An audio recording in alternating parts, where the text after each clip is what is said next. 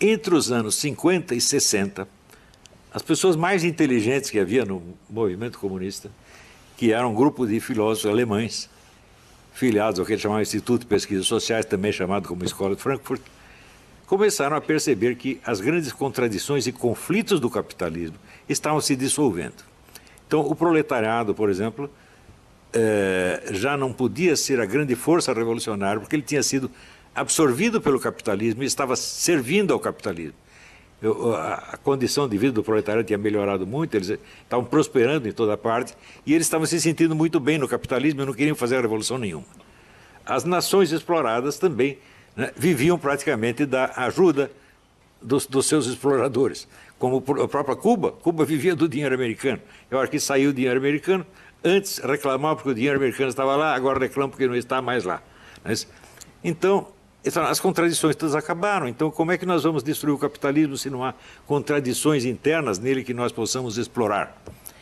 Então, esses filósofos, dos quais o chefe, vamos dizer, o fundador disso aí foi o filósofo húngaro Georgi Lukács, mas os outros eram todos alemães, Max Horkheimer, Theodor Adorno, todos eles, né? Então, eles formularam o problema assim: já que no capitalismo não há mais contradições econômicas que nós possamos explorar, e entre as nações ricas e pobres também já não há aquela contradição que havia antes, o que nós podemos explorar como mecanismo destruidor do capitalismo? Que contradição interna nós podemos encontrar dentro dos países capitalistas que nós possamos explorar para destruí-los? E eles criaram, então, o que se chamou dialética negativa. Dialética negativa consiste apenas em encarar tudo o que existe sob o aspecto negativo e encarar o lado de mal, de exploração, de crueldade que existe em tudo, todas as relações humanas possíveis. Relações que tanto pode ser abarcar a sociedade inteira, quanto pode ser relações pessoais. Por exemplo, a relação entre marido e mulher, pai e filho, professor e aluno, e assim por diante. Eles começaram a enxergar o mal em tudo, tudo, tudo. E acreditavam, com razão, que com isso estavam realizando um programa que Marx havia enunciado, mas jamais realizado, e que Marx definia como a crítica radical de tudo quanto existe. Note bem, não se trata de criticar a economia capitalista, nem os países imperialistas, mas tudo quanto existe, né? Então você critica o casamento, a educação, a amizade, a economia, o trabalho, a lei, a moral, tudo, tudo, tudo é ruim, tudo é demoníaco. E eles se dedicaram a esse trabalho durante 40 ou 50 anos, por exemplo, quando muitos deles eram judeus que fugiram da Alemanha, com justa razão, fugindo da Alemanha, porque seriam mortos lá. Chegaram nos Estados Unidos, eles receberam aqui os melhores empregos, né, prêmios, eram paparicados e aplaudidos, tudo lá, e eles escreveram livros de que a sociedade americana é exatamente a mesma coisa que a sociedade alemã.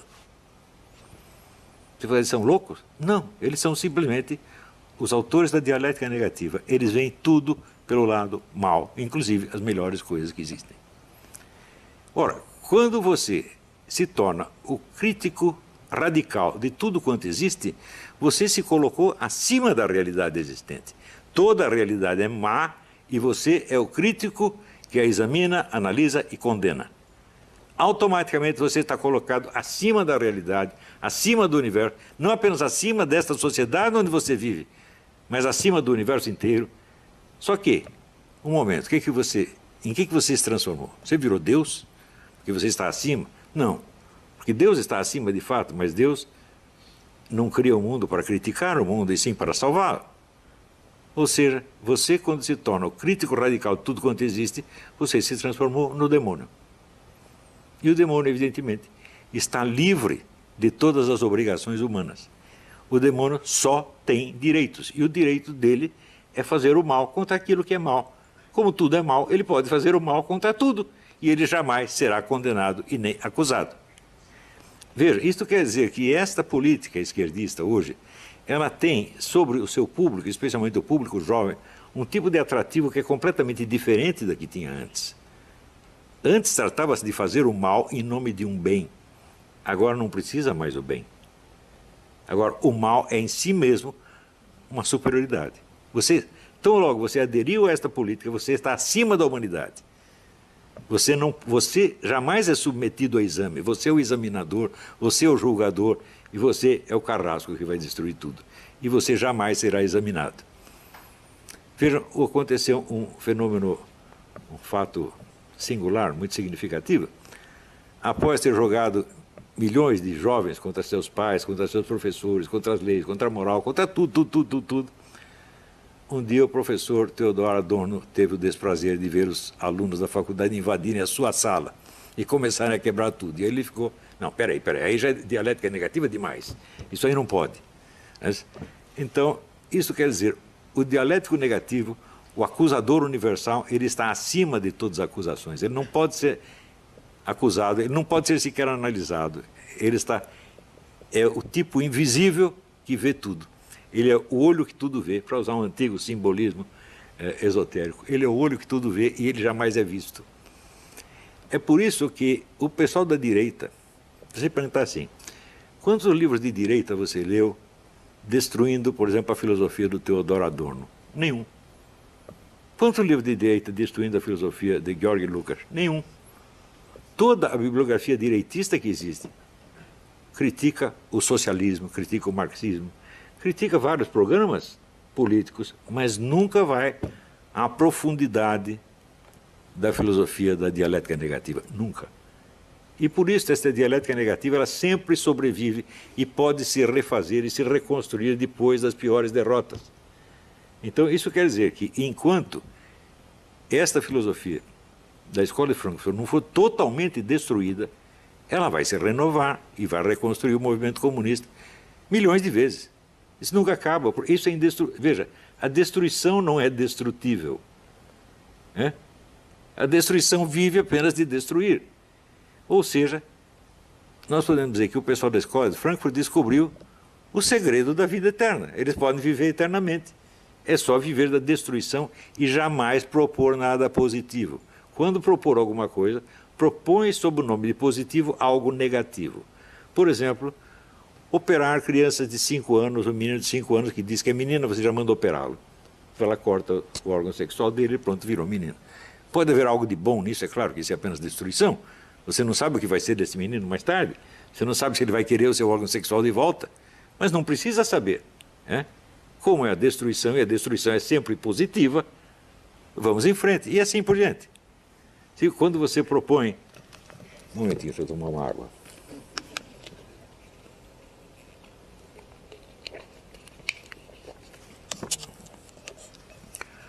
Quer dizer, a legalização universal do aborto. Pensa bem. Alguém pode provar que um feto é um ser humano apenas uma coisa? Existem provas de uma coisa, existem provas da outra. Essa discussão pode continuar eternamente, ninguém chega a uma conclusão, um não convence o outro não convence um. Então significa o seguinte, nenhum de nós sabe a resposta dessa pergunta. Se nós não sabemos, então há 50% de chances para um lado e 50% de chances para o outro. Portanto, a escolha não é racional. Isso quer dizer que aquele que é a favor do aborto, ele não é por motivos racionais, ele é porque ele quer. Ele quer o aborto universal. E ele quer porque o aborto universal é negativo e, portanto, do ponto de vista dele, será sempre positivo. E assim por diante. Tudo o que as pessoas consideram mal passa a ser considerado bom. O bem só existe sob a forma do mal. E esta é a essência, esse é o segredo da Escola de Frankfurt. Isso tem um atrativo infinitamente maior do que a velha revolução proletária ou a velha revolução fascista. Porque tanto a revolução proletária quanto a revolução fascista, elas alegavam um bem futuro que era justificativa do mal que se está fazendo no presente. Era a finalidade boa que justifica o meio mal. Portanto, essas revoluções podiam ser criticadas em nome do quê? Dos fins que elas mesmas se propunham. Quando você via, por exemplo, que no regime socialista os proletários estavam passando muito mais fome do que no regime capitalista, você via que a revolução tinha falhado a realizar o fim que ela se propunha. Então ela podia ser criticada em nome do seu fim. Do mesmo modo, você vê, a revolução fascista prometia que, vamos dizer, as nações que estavam sendo exploradas e roubadas seriam as dominadoras. Então, sei lá, O Hitler vai propor um Reich que vai durar 1000 anos. Durou 12 e acabou muito mal. Não é isso? Mussolini acabou pendurado, assassinado e pendurado pelas pernas, e a Itália perdeu tudo.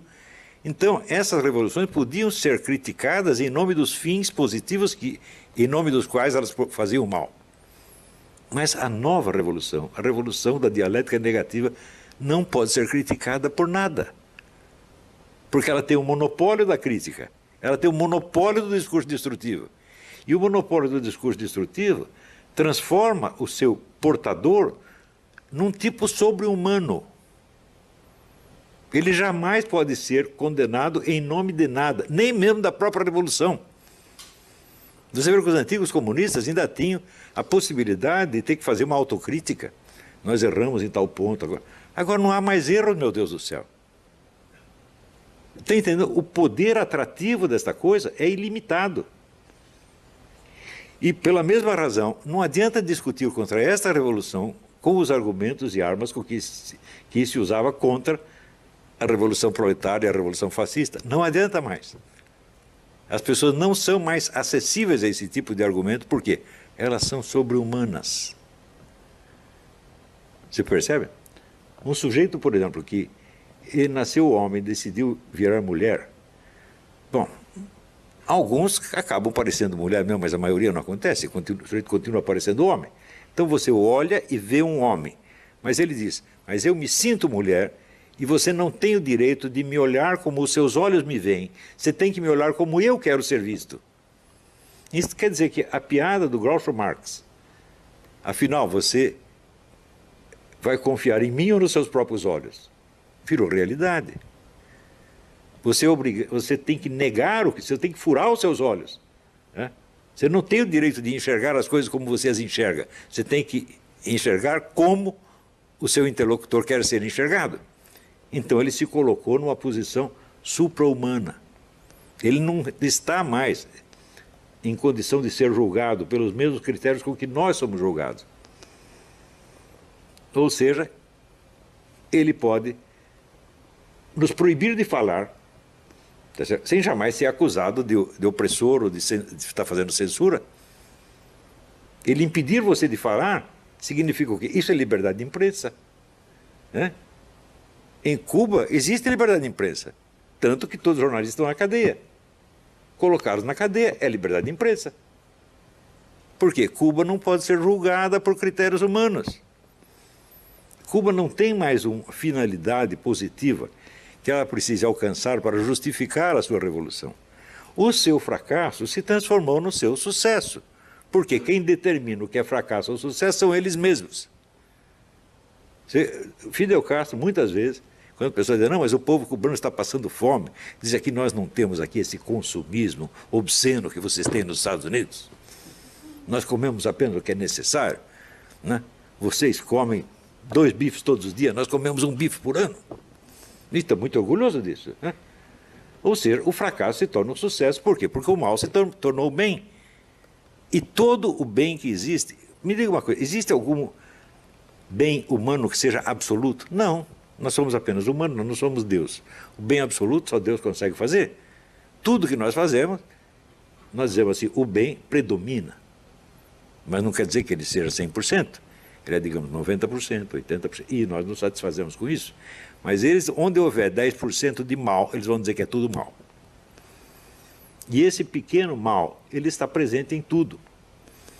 Então, é tipo de, vamos dizer, falácia filosófica que se enuncia da maneira seguinte, tudo é tal coisa. Por exemplo, se você disser, tudo é energia. Eu digo, bom, existe algum fenômeno onde a energia esteja ausente? Não, ela tem que estar presente em tudo. Ou seja, tudo é sexo. Existe alguma ação humana que não tem nenhum elemento sexual, fala, bom, pelo menos o agente vai ter que ser o homem ou a mulher, uma terceira coisa. Então o sexo estará presente. Ou tudo é a lei da gravidade. Bom, a lei da gravidade jamais vai estar ausente. Então, todo fator que está presente em todos os fenômenos não pode ser causa de nenhum deles. Mas a técnica hoje é a seguinte, você pegar o fator que está presente em tudo e dizer que ela é a causa, e usar como argumento justamente a onipresença dela. É claro que é uma falácia filosófica imperdoável, falácia lógica ridícula, grotesca. Mas isso convence as pessoas. Né? Então,